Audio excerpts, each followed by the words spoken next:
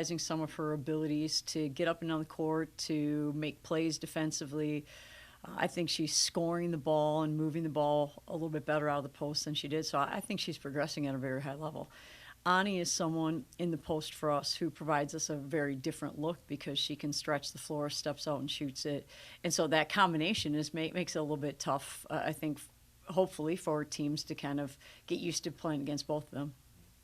How much did she improve from last year? I know she wasn't playing as many minutes in her previous stop, but Right. How did she improve? Well, Ani is someone who really wants to do very well, and so she's been incredibly coachable. She wants to become better at scoring at the rim. She wants to become better at understanding when she gets doubled or gets sped up on the block, kind of where to go and what to do with it. She wants to be a better rebounder. So I think she's doing a lot of things that are a little bit out of her comfort zone because she just hasn't needed, or maybe didn't need to, or whatever the case is. But for us, we need her to do those kind of things. And so I think she's been incredibly coachable and very willing to try to do new things and continue to add. Kind of along those lines, bigs get asked to do so much in basketball these days. What do you look for as kind of the core tenets of what you want to get out of your bigs? Well, we need our post players to set the tempo for us, set the tone for us in a lot of ways on both ends of the court. So, as a matter of fact, our team should be listening to this because the thing we're going to work on today is really our first kid down the court really putting pressure on the defense. And we want that to be our post kid, but we're also asking that kid to finish plays on the other end. So it's not always going to be that kid right away. And so somebody has to be that player to put pressure on the rim. And then ideally it becomes our primary post as often as possible. Then beyond that, we need that kid to be someone who, for us, makes plays at the rim, but also empties the lane in the way that we play that allows us to post up different guards or cut into the lane or drive into the lane.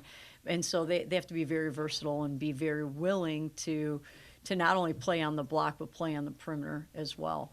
On the defensive end, that really depends on matchups, but we expect them to really be a kind of voice for us because a lot of times they're around the basket, they're seeing what's going on, and so they can be kind of the anchor of our defense in a lot of ways. But then a lot of teams also will pull them out. Maybe their kid will shoot it, or they become a ball screen. Their kid sets a lot of ball screens, and so they have to be someone who can get us in and out of different ball screen coverages too, depending on maybe who's using the ball screen or who's setting the ball screen, those type of things. So we do ask a lot out of them. That's a lot. I mean, conditioning like this time of year, you get kind of getting them ready for all of those responsibilities for multiple. Right, we're working on that right now. We're not at that, but we shouldn't be at that either at this point in time. But we have, where are we at now, 3 weeks? I think 3 weeks from yesterday is our opening, so we've got a little bit of time, but at the same time, we got to expedite that a little bit. Now it's time to go a little faster, a little bit further, a little bit harder, a little bit longer, those type of things. Dawn, how much do you put on Mara's shoulders just to continue to kind of be you have several good players, but she is kind of the star player on the team. How much do you keep putting on her shoulders during this season?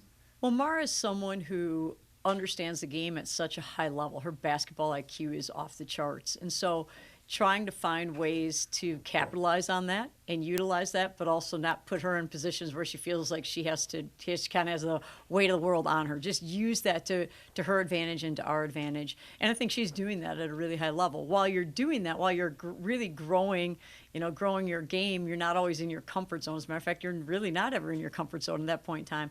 And so getting her to the point where she continues to grow and she's in this growth zone, but then by the time we get in 3 weeks from now, we get into season and we're really competing, that she feels really comfortable with that. And I think she's becoming that. We've in the times that we've scrimmaged against ourselves 5-on-5 or with our practice guys, you see her kind of growing her game and her understanding and helping some of the newcomers out. For example, if let's say Tori, who's kind of the front line of our defense, is at the rim, Mara last year was always the one that was back protecting for us, and now all of a sudden she's trusting someone else to get to that job so she can help out Tori and then do more than one thing. And so those are subtle changes, but they're really big changes. And if you don't understand the game at a high level, you may just go back because that was your job. But she understands now there's somebody already there. I don't have to do that. I can now be the person to help out. So those are ways that Mara's understanding of the game is just really, really special. She hasn't played yet, but She is, yeah. She's showing that, but she's also a young lady who can get to the rim and make a lot of things happen for us. Shoots it from the arc, so she makes a lot happen for us right now. Getting her to slow down is something that we have to continue to work on because she's so fast and she plays so fast. But most freshmen do, most sophomores do. Juniors start to slow down a little bit. Seniors kind of have a feel for what the game looks like and can play in an attack mode but still be in control. And so trying to get to that a lot faster is really important. Dawn, I know it's big picture, but going into this season for you, just what do you like? What do you just know right away off the top with this team that maybe you didn't have last year? Well, we have more depth, which is great. We have more athleticism, I think, really kind of across the board. We have more understanding. And so what it's allowed us to do is really focus on 3 key areas. Where last summer we had to play overseas, which was great. It was a great opportunity, great bonding, all those type of things. But this summer we were able to focus on 3 key areas: offensive efficiency, ball handling, so we can play faster, more kids pushing up the court, and defensive disruptiveness. Well, that looks like a lot of different things, and how to do that. But we could focus on those 3 key areas. So then, when we got into kind of got into the point where we were now in official practices, we have the base down of who we want to be. Now we can throw in, a lot of coaches maybe spend time during the summer putting in their sets, their movement, those type of things. We really worked on those key areas. And within that, screening, reading, within the scoring efficiently and handling the basketball, defending, different screen actions. But we could focus on more minute details. But we had enough returners that they understood and they could help kind of guide the rest. So it's been fun. I think we have the ability to be a lot better defensively than we were last year, which is exciting for us and something, honestly, we need to be because we weren't really where we need to be last year. What do you think the transfer additions add to this team that it might have been lacking, and how have these changed your expectations for the season? Yeah, great question. We have 6 newcomers overall, 2 freshmen, and then 4 transfers. And our 4 transfers, we have 3 seniors, actually. So the first part is that it's brought us to become an older team in the league, and that's, well, even just for us, and that's really, really important, more veteran team. So it starts with Alexia, who is a point guard and someone who can apply pressure and get to the rim, a really good passer for us. Jordan, who is someone who is a post player for us and learning how to kind of fit into our system, still coming back from an injury. And then we also have Annika Stewart, who is, we talked about a little bit earlier, who can help us stretch the floor and make things happen. Great leadership abilities too. And then certainly Taylor Woodson, who is someone who obviously is kind of like a hometown kind of kid and really excited to be here and understands what it takes to be in the Big Ten because she's done that, but adds a level of, I think, athleticism, size, versatility to us as well. Does that bring like a sense of calm maybe to situations where the game starts to maybe turn one way or end a game situations that maybe were more difficult when you have a younger roster? It does, and one of the things that our players are really, really working on right now is to be the main communicators. We talk a lot about problem solving. One of the first questions I asked them, this was last summer, is how many timeouts do we as coaches or as a team do we get to call in a game of basketball?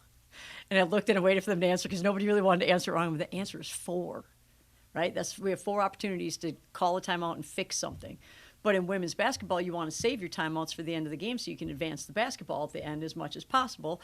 And if you can save all 4, that's great. If you can save 3, that's awesome. But you need to ideally save at least 2. But you also got to get to the end of the game. So in an ideal sense, every time our players are in a stoppage of play or even while it's currently in action, they can see and identify and then make adjustments on their own. And that's really where this team is a lot different than last year's team, is that this year's team has the ability to do that at a higher level. Is that because we're older and more experienced? I think that has a lot to do with it for sure. I think go ahead.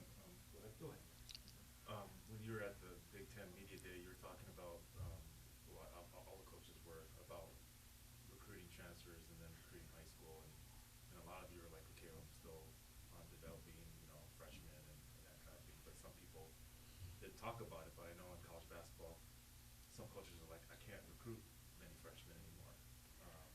In the recruiting process, how do you handle that with like our high school recruits talking about that? Like, hey, am I going to come in there and there are going to be a bunch of transfers? Yeah, I think it's certainly different for every coach and their philosophy. Our philosophy is that we want to develop that toughness, that togetherness. Those are our main pillars of who we are. And then you have this find a way mentality. Well, you only know how to find a way if you've been around for a while. If you haven't been around very long, it's hard to know what that even looks like. And so the goal for us is to develop that over the course of time. And then once it's developed and you have young ladies who've been in your program for a number of years, they can train, and that's kind of what we're working on now, train the newcomers, the younger ones, to be able to take that over and do that to the point where we kind of, as coaches, can say, okay, now we can work on one little area. We can focus and really study one little area. They've got the rest of it down. But that's a lot harder to do if you're constantly changing, evolving. At the same time, I also think it's part of our reality to some level. And so when you're recruiting, and you're recruiting quickly out of the transfer portal, let's very honestly, that it happens very quickly. And now it's going to be even faster because now the number of days is reduced from 45 to 30, which I think almost all coaches are absolutely in favor of, but now it speeds it up even more. And so while you're doing that, identifying young ladies who really fit who you are, and I thought we did that. Our staff did a great job of doing that. I think the 4 young ladies that came in as transfers this year are going to be players that help us at a really high level. And so we're excited about that. Dawn, in your previous stops that you've made in coaching and just being in this game, what is year 2? What is that like for you? Just more relaxed? You kind of know the lay of the land here a little bit. What is the second season typically like for you? Well, what I love about this, it's different because when I first started, that's why I smiled, because it used to be that in year 2, you were bringing in young ladies and you're trying to integrate 2 kind of programs together. Well, you do that right now in year 1, and so that's been expedited. And so it's a lot different than it used to be, right? Because we talk about the transformation of college athletics, and that's one of those areas. So I really believe that this is a group that understands at a much, much higher level. And so when you ask about, and I didn't even answer your question, well, what are the expectations for this year? And I don't know exactly what that looks like in terms of numbers, but our goal is to be a team that it does a whole lot better when we get into Big Ten play. And we started off really well in Big Ten play. We couldn't sustain it after Mara's injury, and then Soph got injured, and that became really challenging for us. So we now have to get to the point where we are. Again, we are deeper, but we can be tougher for longer stretches. And that's the ability of this team over last year's team is currently we're able to do all those type of things. We can play harder. We don't have to have players play quite as many minutes, which then allows them to play harder when they're out there. And those are great things for us.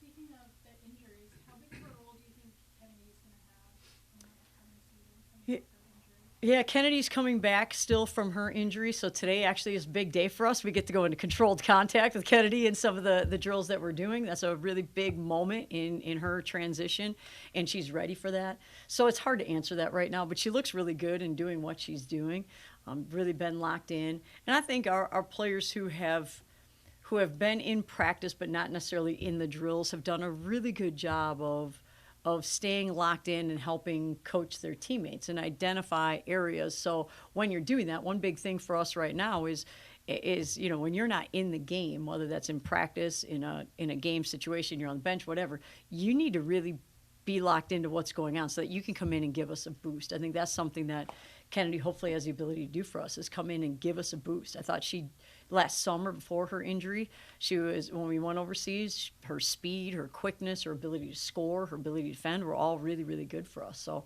I don't know exactly what that looks like, but we're excited for her to come back. Any more questions for Coach? I have one. Yep, more. go ahead. What interested you in the Brian January Classic against Oregon and SMU? Oh yeah. That tournament is an incredible tournament for us. So we go to Arizona State. I think it's November 16th and 17th. Really kind of early in our season. Most of the time when you play in a tournament, you're playing in a tournament around Thanksgiving time, and then a lot of teams can go play in one before Christmas or right after Christmas. The way our finals schedule runs and the way that our Big Ten season opens up, we're not able to play in any of those tournaments. So last year we didn't play in any tournaments. And we knew that was something we wanted to change about the schedule. And so we were able to actually find that tournament. Jason Jeske from our staff does our scheduling. He was able to find that tournament. I think it's great for us. Oregon State is a team that has had so much success and was an Elite 8 team. And SMU, with them moving into the ACC this year, I just think the level of competition is really, really high. and something that I think is really going to help us, moving forward. Do we know much about those teams at this point in time? No, we're still learning about our team. So we're not at that stage where we're really looking at that. And I think in this day and age, rosters change pretty quickly, and so knowing what teams are going to look like is going to be challenging until we actually get into season. At the same time, we play a few teams before, we're going to know that. But then they also don't have the advantage of knowing that about us either. So, but that's only about 2 games, and then everything out there is. It used to be you asked about what year 2 was like. You had to exchange VHS tapes and copy those, and you could request up to 4 games a season from an opponent, and you'd figure out which ones. Now every single clip is out there, and so it becomes a lot easier to scout opponents. But it also becomes easier for them to scout you at the same time. So, again, for us, that's why development is so key, because you can know what other teams are doing and you can know how they want to defend, but ultimately you still have to be prepared if they throw something different at you. You have to be prepared for that as well. And so that's why development is so huge for us, too. We have time for one more question. We have none. Look at that. Okay, thank you. Challenging time, kind of like the midway through practice, you got like 3 more weeks before a game. How do you guys kind of like stay focused and not get kind of like practice?